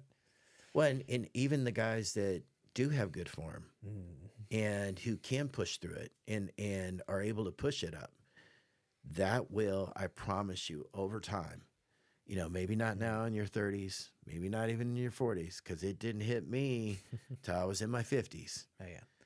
So in your professional opinion, what do you think is the best ACL reconstruction method? You know, again, I wouldn't say in my opinion. I would default to others that I respect in the profession, and anyone. I can't remember if he says this on the video on my YouTube channel, but I have a video on my YouTube channel of me and Dr. Andrews talking. Dr. James Andrews is probably in the world of ACL is probably right up there as one of the leading authorities. Big at ASMI, American Sports Medicine Institute. He's in Birmingham, Alabama, Andrews Sports Medicine, very well recognized orthopedic surgeon. And he and I were talking one time about ACLs and, you know, kind of, you know, because there's the hamstrings graft, there's cadaver graft, there's patellar tendon and the quadriceps tendon or the quadriceps. So Dr. Andrews, we had this discussion and he said, you know, looking at all the research and everything, the gold standard is the gold standard, and that is still the patellar tendon. You know, number one, it's been done the most, has the most research on it, has the most, you know, the long-term studies looking at the effectiveness and quite honestly, the technique. Because that's what the like the football players, Tom, like that's what they're getting is the patellar. Yeah, most of them are getting the patellar tendon. You know, it's the one that's been out there the longest. The technique is the most secure. And there's been studies out recently in the American Journal of Sports Medicine that it showed that different grafts types have different biomechanical responses under load. And so in particular, this particular study was looking at cutting movements. So running, you know, a player running straight and then doing a diagonal cut or like a cut you would do in football. What the study showed was that the patellar tendon graft had the best biomechanics when measured at 2 years post-operatively. And it compared it to the hamstrings graft and it compared it to the cadaver graft. It did not compare it to the quad tendon. That being said, the patellar tendon had the best results, you know, followed by hamstring. Now that said, you know, a lot of people ask about the quadriceps tendon. And again, I'm not an orthopedic surgeon and I would leave this up to our orthopedic surgeons to really describe or tell you why you should have a quadriceps tendon graft. I will tell you why I think you shouldn't from a PT perspective. And what I will tell you is that day one, I am struggling to get your quad to fire. And you don't want to already damage it with harvesting. Yeah, you know, I mean, I'm going to have difficulty because the patellar tendon graft is pulled out of the center part of your patellar tendon. And that hurts. You know, it hurts when you contract your quad. But imagine having the distal end of your quad taken out and then trying to fire your quad. Yeah. And that is very, very painful for people up to 6 weeks post-op. So if I have 6 weeks of atrophy where I am not able to get your quad to fire, that's not a good thing. And what I see is that people have a lot more pain in their quad, especially in the initial phases, as I'm trying to build their quad back. And pain has an inhibitory response on the quadriceps recruitment. So to me, there's also studies out there that show the importance of good quad contraction to control frontal plane motion, meaning dynamic valgus. You want to control that knee motion. Right. And that quad is the main protector. The quad is one of them. Yeah. You know, the glute medius is also super important. The glute max is also important. That being said, the quad plays a huge role in controlling of that frontal plane motion. And if I'm struggling with that right out the gate for the next 6 to 8 weeks, like that just to me does not seem very feasible. Right. And I will tell you, they all struggle with quad control. Yeah. You know, right out the gate. And I am. Well, you tore your ACL, didn't you? I tore my right one. I've had a couple of big knee injuries in the last couple of years. We'll just say that. Did you go with patellar, or did you do the allograft? Or? Yeah, it was patellar. Patellar. Yeah. How's that been for you since then? Fine. Nice. My left knee is the one that's been giving me issues. That was a meniscal issue. So it's, you know, it for me really, the quad tendon for me is one that I would steer people away from. Throw that one away. Yeah, you know, in a lot of the docs now are doing the patellar tendon with the LET, and that's a solid procedure from what I'm seeing so far. Again, I've had multiple traumatic knee injuries. I had, you know, for anybody that you know, goes on my onto my website or my my Instagram, I've got some videos on there of Travis, you know, and he tore his ACL, his PCL, and his LCL, and that, you know, I'm seeing some of these traumatic knee injuries come back so quickly is just it's amazing. I've been treating ACLs for 28 years. I've never seen some of the outcomes that I've been seeing in the last 2.5 years like I've seen. I mean, it's remarkable to me. And do you think that's a mix of the approach you're taking, the surgical innovations, and just the mindset of these athletes? Yeah, I think, you know, it has to do with several things. I think number one, you know, I am blessed to work with some really good surgeons who are doing some really good techniques. Yeah. You know, if you start, I hate to say this, but if you start with a foundation of shit, you're going to get shit, right? So having surgeons that are just doing amazing work. I have certain surgeons I'm like, go to this guy. So that's number one. Number two is that I'm getting them earlier, and we're addressing the whole system. So I'm immediately talking to them about nutrition. I tell them about creatine monohydrate. I have them start on a collagen peptide. I make sure that they're getting enough protein. I make sure they're getting enough hydration. We actually have a post-operative IV that I can set them up with that will help the healing process, especially day 1, day 2 post-operatively. It makes your world completely better. I also have, you know, peptide regimens that I typically have people start on at about 2 weeks post-operatively. And I start an aggressive BFR routine. Typically, I use a neuromuscular stem device with my BFR right out the gate. Yeah. As you got to experience. I think, well, and it's like the quad shutdown is crazy, right? Because like they tell you about it beforehand, and I'm like, dude, I can squat right now. Like, right. I can bar squat, like this is fine. And then the very next day, nothing. Total flab. Well, you know what's funny is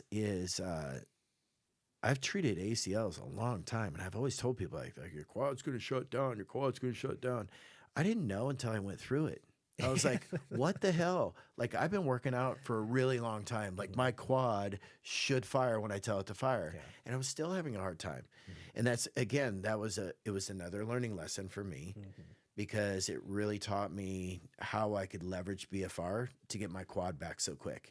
And I'm like, well, heck, if I can do this at, you know, I think at that time I was 55. I'm like, if I can do this at 55, then somebody at 30 could definitely do this. Yeah, and I'm going to have to get a set of BFR cuffs to start bringing it into my daily routine.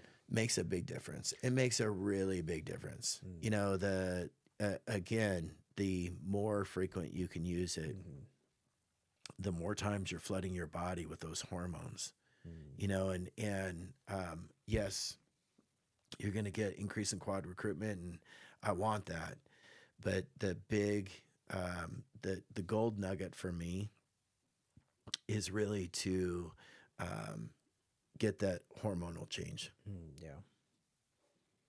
So that's that, and it's interesting to me just how much misconception there is about the whole ACL rehab process, but also, that early implementation of BFR to me is just such a key piece.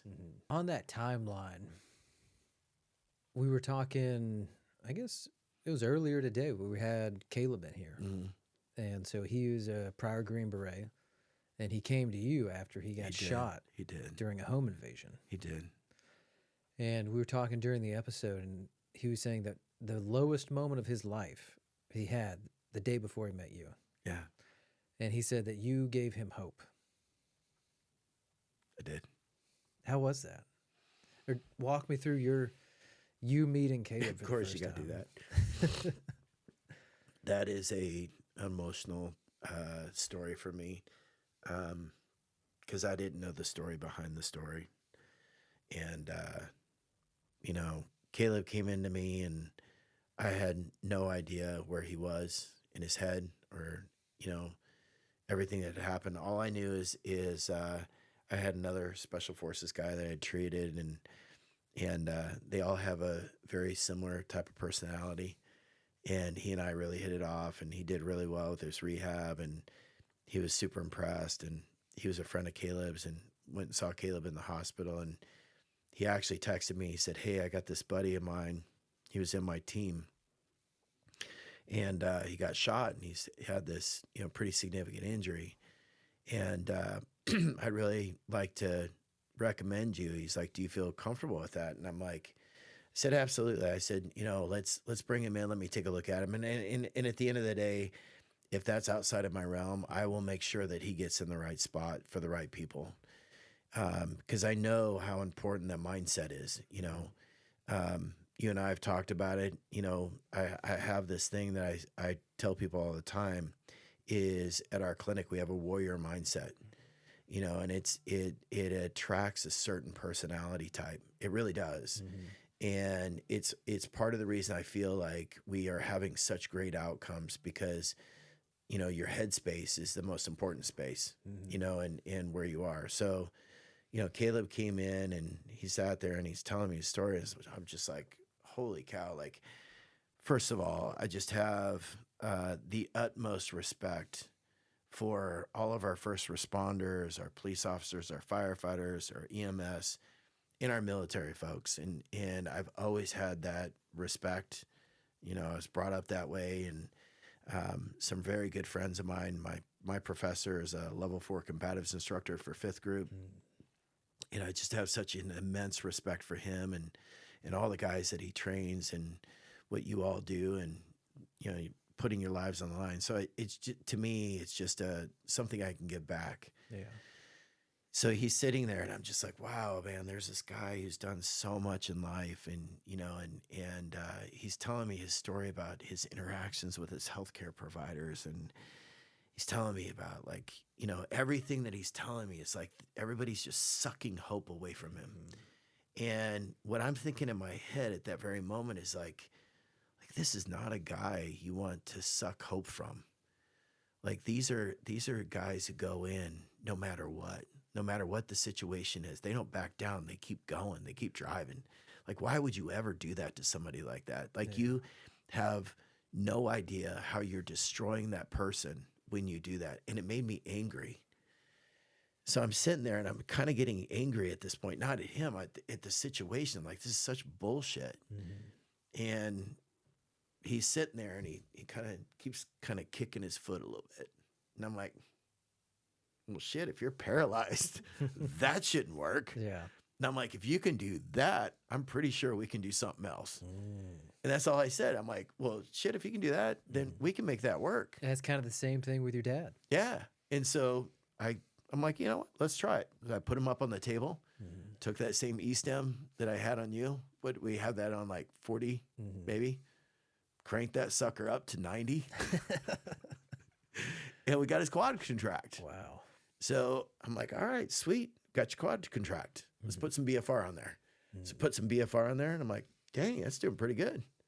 Let's try some squats. So put him over on the chair, put the stem on him, cranked it up, had him do some squats. And I was like, holy cow, look at that. You can do some squats. I was just so impressed because anything I ever give him, he's like, yeah, let's try it. Yeah. And that's what it takes, you know, and it was that moment that I think he got hope that this is not going to be his norm. Yeah. And I'll never forget, I was walking him out that day, and he turned around and he had tears in his eyes, and he's like, you saved my life. And I had no idea. Yeah. And we were talking about, I mean, the timing of all that is... It's a God thing. It is. So you know it's a God thing when, number one, he first ended up at my clinic, but then he's saying a prayer in the parking lot, and then we have that whole interaction and got the results that we did. Mm-hmm. That to me is a God thing. The other thing is a God thing is I had gotten that device 2 days before he got there. Literally. And I was like, huh. Wow. Let's try this thing out. Yeah, it was all lined up. It all lined up. And it's just, it was, yeah, you know, and I say it all the time, and I, you know, sometimes I think people are like, oh yeah, whatever, yeah, that's great, you know, kumbaya, whatever. But I always tell people that I truly feel like I'm serving the reason God put me on earth today. More so than I've ever felt in my entire life. Matter of fact, I feel like everything that I've done up to this point has prepared me for this point. Because all of the lessons that I've learned along the path, all the mistakes I've made, all the business side of mistakes I've made, all of that, I've just learned so much. Yeah. I think it was meant to be an accumulation of what I'm doing today. Because, you know, I've got Caleb's story. Yeah. I've been very blessed in the last 2 years, the amount of stories that I'm getting. It's just, it's so much greater than me. Absolutely. And I mean, and that Caleb's story is a testimony to that, because you had someone the day before was at the lowest point contemplating suicide. Yeah. And then with no hope. And then he meets you that very next day. And Yeah. You were just doing what you do. And by doing what you do, you saved his life. Yeah. That was it changed my life. Yeah. Yeah. But I'm very blessed to be here. And it was, I was blessed to be called to do that, because that's not, there's a lot of PTs in life that don't get that opportunity. Yeah. You know, but it's happened to me before. Really? It has. It has. My grandfather came into me with a low back pain. Never forget, I had a student in the room, and sitting there going through my grandfather's evaluation, and I had just taken a differential diagnosis course, which teaches you a lot about history, patient history, and red flags, we call red flags. And my grandfather was throwing up red flag after red flag after red flag after red flag. Is this a mental thing or physical? Physical. Okay. So low back pain. And he was, I think, 70 at the time. And I went into our hot pack room to get a hot pack, and I'm sitting there, and my student comes in, and I just broke down crying. And he's like, oh my God. He's like, are you okay? And I'm like, he's got cancer. And I called a physician friend of mine. My grandfather was a part of the VA, and I knew he wouldn't get in there forever. So I called a primary care doctor that I knew down the street, and took my grandfather in, and his PSA levels were 5 times greater than what it should have been. And he died 4 weeks after seeing me. Damn. And is challenging as those experiences are, they teach you a lot. Yeah. That's why I've always felt like God has put me in this path to be, thank you very much, put me on this path to be a PT. Yeah. Not to go on a podcast and be a whiny bitch. No, man. This is, I mean, if anything, guys need more of this. Yeah, I'll tell you, that's, my wife and I were actually talking about that It's one of the things another thing I really enjoy about my practice is it is a place for a warrior mindset, but it is also a place where I have a lot of, I would say, very alpha males who come in and feel free and comfortable to share. Yeah. And heck, there's been many a times where I will have an appointment with somebody and they just need to talk, and we talk, Yeah. and not that I'm, any expert in psychology or anything like that, but I am a 57-year-old dude who's been around a while and Yeah. had some experiences. And, I think a lot of times, being able to share that, especially with our younger warriors, our younger men, and, and to let guys know, it's okay to be alpha and it's okay to have a soft spot, Yeah. and that, I think sometimes we tend to shy away from showing that side. And I feel very blessed to have a place where people can come in and put it all out there physically and mentally, and be vulnerable, and feeling comfortable to be vulnerable. Yeah, and like giving Caleb that hope. I Yeah. mean, a lot of people coming in, myself included, like post-surgery, it's a very uncertain place. Yeah, it of is. like, am I going to get back to this? Am I going to get back to sport? Yeah. Like, whether it's sport or your career, like this is your whole life. Yeah. And then it's all really up to like how much faith you have in the person that's guiding for you. For sure. And especially with stuff like that, where it's, like, you're asking me to do what? Like, are you sure that's okay? Yeah. Did you talk to my doctor? Did my doctor say it's okay? You got to feel comfortable, and, it's kinesiophobia, which is something that we can deal with. It's fear of movement. That can happen in a lot of people, I am very intentional about getting people to do certain things for a certain reason. And part of that intentionality is to help people negate that, because what happens in a lot of athletes. So if you have had your ACL reconstructed, or you've got knee pain, this is something you should do. So if you are squatting, okay, and I take a plumb line, I drop it right down the center of you, and you do a squat. When you squat, your hips should be equal distance from that plumb line, okay? If not, you're shifting your weight off one way or you're shifting your weight off another way. So we call that a lateral shift. It's normal for people to kind of do that back and forth within about 8 degrees, but typically you're not going to see about an 8-degree movement.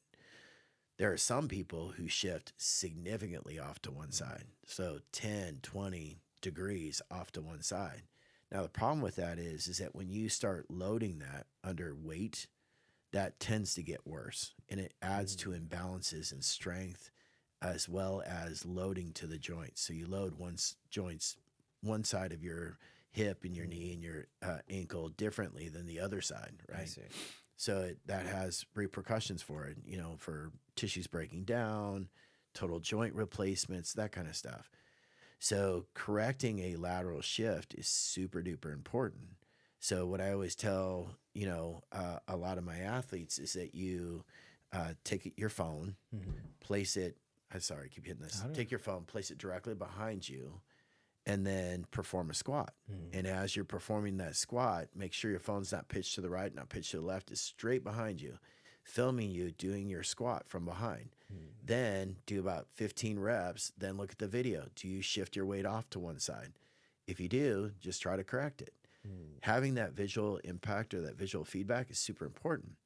Now, going back to kinesiophobia, why is that important to kinesiophobia? Because what I see is that athletes who have greater fear tend to shift their weight away from their affected side.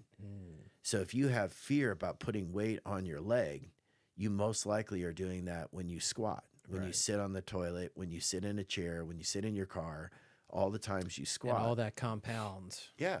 And it's thousands and thousands and thousands of reps that you do on one side versus the other. So your quad's not going to get stronger on your affected side. But at the same time, you've created a pattern in your brain, higher centers of your brain, that when you squat, that's what you do. And so if that's not corrected, it can have big downstream effects. So with working with patients in your clinic, with that mental aspect of it, do you have kind of an internal philosophy or an approach to kind of work on people's mental game or kind of their mindset as they come in, if they're feeling down or low or just? Yeah, if they're, obviously if they are feeling down or low, I will usually, I don't know if you ever read the book Blink, but it talks about, really keening into your intuition. And I have... It's called Blink? Blink. Okay. And I found after reading that book that I was doing a lot of that in the medical interview, and where I was trying to really listen, kind of hear your history, kind of hear aggravating factors and things like that. And it leads me from intuition to coming up with kind of my list of potential diagnoses, right? So it's really good to hone that talent or that piece to improve your medical interview.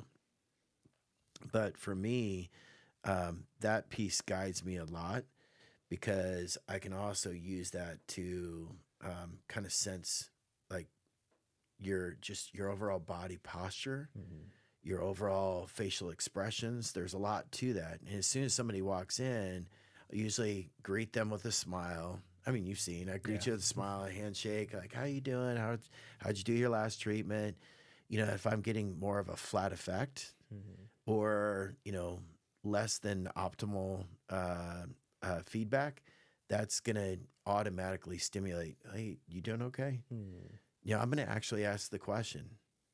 I don't fear away from asking people, are you doing okay? Right. Is everything okay? You all right? And I can't tell you how many times that has led to a more meaningful conversation and probably a more meaningful treatment where we do no exercise. We have a conversation. Yeah. And so to me, the mental aspect of it is super important. And too, it's, I've got some pretty traumatic injuries right now, and people are going through some tough, it's life altering, like Caleb's. I mean, you heard a story like that is a life altering injury. Yeah. And hearing him talk about it in the episode, he was working on the physical, and he feels like now he's in a good place working on the physical, but the internal, like the mind, body, spirit, now it's his mind and the spirit that he's focusing on. And I feel like that recovery portion, like when I recovered from my brain injury and now going through this, like the first, I think maybe until we started, like the first 2 or 3 weeks post-op, I mean, it was really like where I'm in a lot of pain and on the recliner. Yeah. I'm having to check my mindset to not get so low. Yeah. And just this is temporary. That to me is a big part of ACL rehab that sometimes is not addressed. There is a very specific reason that I typically try to schedule you around my other ACLs, because I want an environment where you can see others that are further ahead, and that instills hope. Right. Like automatically, like you see people doing it, you're like, oh my God, how far are you? Oh, that's awesome. That's where I'm at. And I think that exact situation happened where, I came in for a session and there's an ACL guy and he's doing like dumbbell lunges, step ups. Yeah. And I'm like, how? You're only like 3 weeks ahead of me? Oh, okay. So it's, again, it's part of that. There's an intentionality to that, because there is so much of my ability to push you to your physical capability requires that you be at your mental capability. Right. And I think sometimes we don't value that enough. But I know in order for you to give it all, your all, you got to be in the right headspace. And we also talked about in our recent session, recovery. Yeah. It's like having that down regulation. Yeah. So I guess in your personal, with your medical background, your PT background, what are some of your go-to things because I've done yoga for seasons in my life and meditation, and I've noticed a big difference when I'm spending a lot of time on getting in that relaxed state. Yeah. Do you have things that you do in that? So, a little bit about my recent medical history. I was diagnosed probably about a year and a half ago with a autoimmune disorder that affects basically all my joints, and it's not been super comfortable. Oh man, And so it's had a huge impact on my weight training. what's it called? It's CCDP, which is basically my body is it.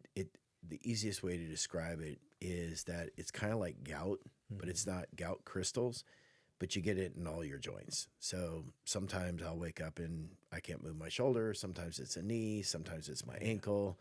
Just kind of goes all over the place. Yeah. And it is, there's a nutrition component to it.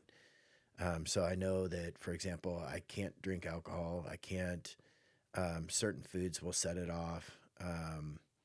So anyway, so for me, this last probably year and a half has been really, I've had to do a lot more for recovery than I've ever had to do before. I've also had to modify my training a lot more than I've ever had to do before. And so there's some days where I'll just feel like I've been beat up by a Mack truck. And, you know, again, I'm 57 years old. I'm trying to roll around with a bunch of 30-year-old. And you're a Jiu-Jitsu Black Belt. Yeah. And I'm trying to roll around with other, you know, first and second degree black belts, and they're, you know, 20 years younger than me, kicking my butt. Right. So sometimes I come in there, I'm just exhausted. And I got to treat patients all day, and it's physical. You know, my job is physical too.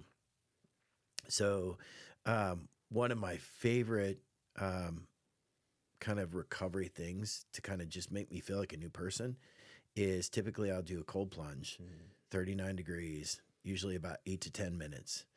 And then I get out, and then I immediately go into the red light therapy bed. And I'll typically do a vagal nerve reset on that. So it's basically you put 2 electrodes on your cervical spine, 2 electrodes on your feet. You turn it on to give you some stimulus to your vagal nerve, which helps the vagal nerve reset. So the red light therapy bed is a 20-minute session. The combination of those two together is just, it's huge. Nice. It's been big. Yeah, because you wear the Whoop, like tracker band. Wearing one of those, I've had it for maybe 3 or 4 years now, and that really made me shift my focus to how important recovery is. Yeah. Because like, oh, if I'm not getting the right amount of sleep or quality sleep or just XYZ, it has tangible effects every single day. Yeah. On my stress levels, on your HRV, on my resting heart rate. Like I get one bad night of sleep and my heart rate is 10, 15 points higher. Yeah. Yeah. You know, that also helped me. And I'll tell you, you know, for my athletes that track their data on Whoop, we've seen about a 24-minute increase in REM sleep with the red light therapy bed. Really? Yeah. Matter of fact, with the red light therapy bed, that's typically one of the first things that we see is an improvement in REM sleep. But the other thing is that you have to do it for sustained, you know, number of sessions. And then you really start to feel like the other pieces of it, you know, and it's like a build-up effect. Yeah. And my wife is an esthetician, and she's got her practice within my practice, and she uses a lot for her clients for skin health, you know, because they see a direct impact on just, you know, overall skin.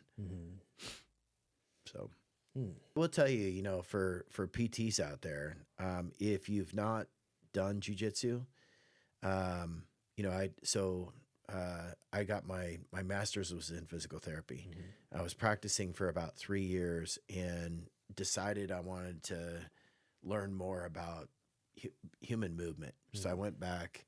I was practicing Monday through Friday. Friday afternoon, I would leave, drive up to Flagstaff, which was about 2 hours away. I'd go to school on Friday night, Saturday, Sunday, and then drive back and treat patients on Monday. Did that for 3 years. Well, I got my doctorate in biomechanics. It's focused in biomechanics and motor learning. So I really wanted to learn a lot about human movement and truly understanding like the physics behind human movement. And that was tremendous. Great experience. And I got the good book foundation. But my true understanding of biomechanics and human movement and anatomy, and tissue tolerance, etc., didn't come till I started training jiu-jitsu. So how'd you get introduced to jiu-jitsu? My son was being bullied, and I wanted to get him into a martial art that we could do together. And we tried karate, and I wasn't a big karate person. I had done some Muay Thai, and I was already feeling the impact on my joints, and didn't want to really kind of have him do that lifelong.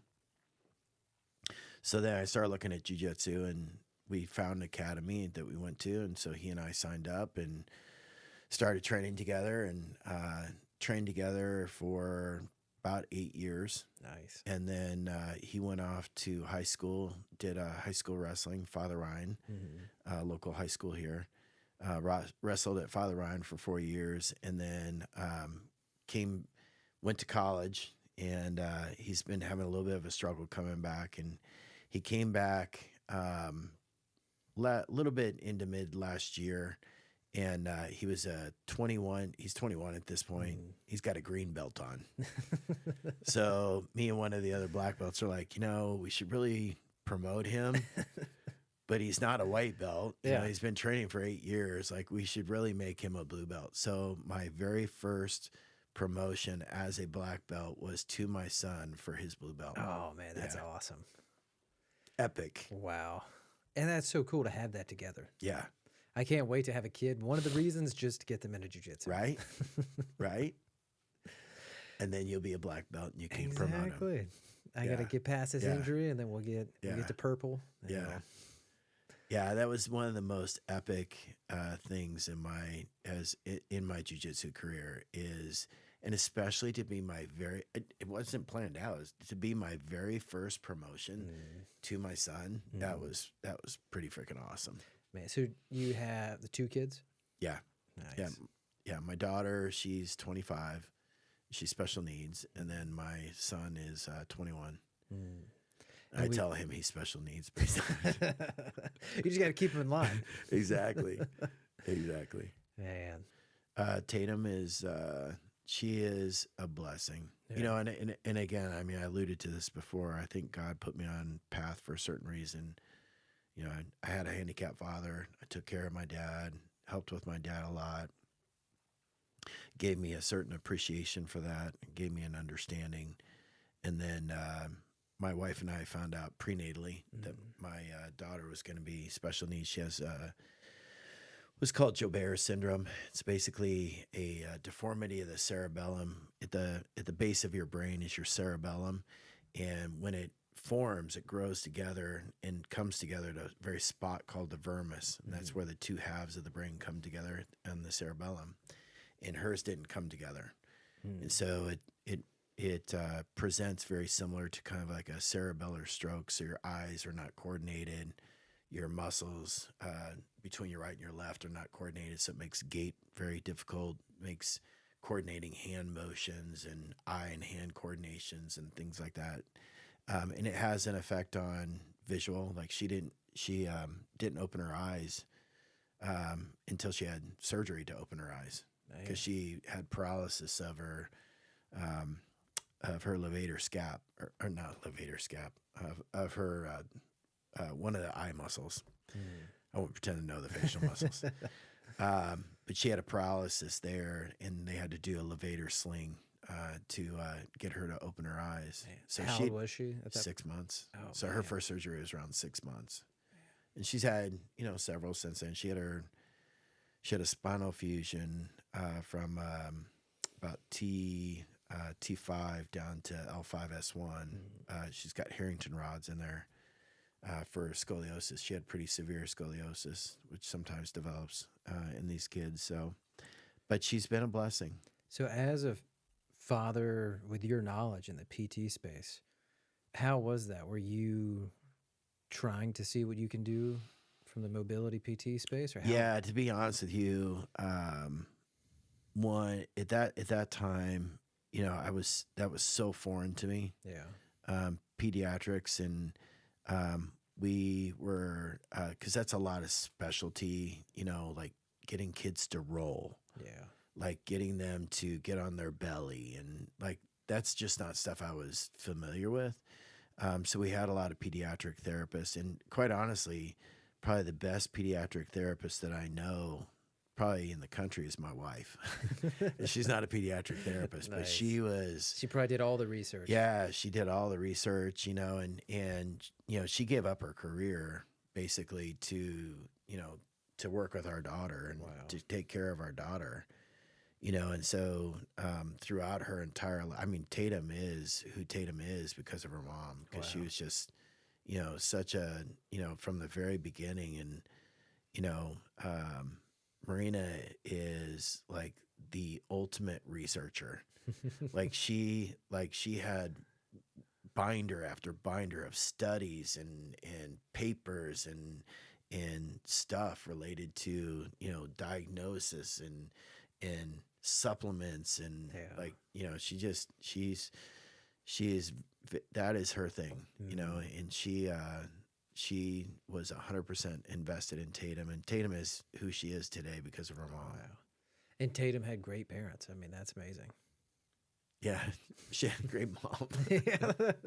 I mean, yes. I mean, I adore my daughter, but you know, as I mean, any guy who's honest with themselves knows that, you know, you're going to work every day. Mom's there day in, day out. You know, it's, you know, and sometimes it's glorious and sometimes it's not. And that was a very hard challenge for her. And thank God we'd been married like 10 years before we had my daughter, you know, because you already had that rock foundation. 87% of special needs parents get divorced, Man.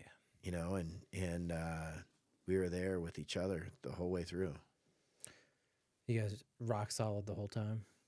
Yeah, I mean, like any marriage, I mean, Ups and downs. Yeah, you have ups and downs, but, you know, I always knew I could count on her, and she always knew she could count on me. Nice. You know, and that we would, at the end of the day, we will be there for each other. I mean, you know, and this year is 34 years. Congratulations. You know, yeah, thank you. And we got married very young. We were in college, and, you know, it's just, it's a journey. Life is a journey. Yeah. You know, so many challenges in that journey, you know, and so many people I think are willing to bow out too easy, you know. Well, on that note, if you could give, say, 20-year-old Trent Nessler any advice, what would you tell him?